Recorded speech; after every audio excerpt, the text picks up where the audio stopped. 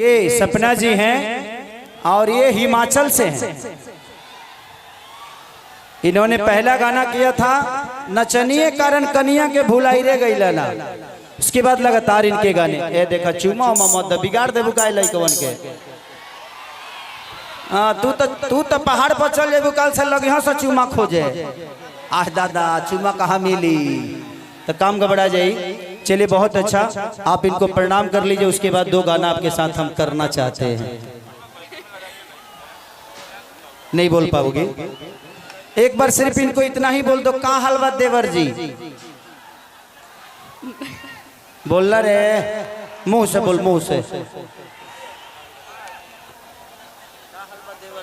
का हलवा देवर जी देख लो ये लोग पागल है कार्य तनी मुनी देवर का गलत अच्छा ये बताओ जी क्या हम धरत होगी तो तार लोग के मजा आवत होई।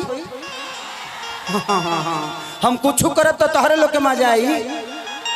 हाँ तो हम से रोज करब, तू लोग मजा घर ही बैठल ले ली।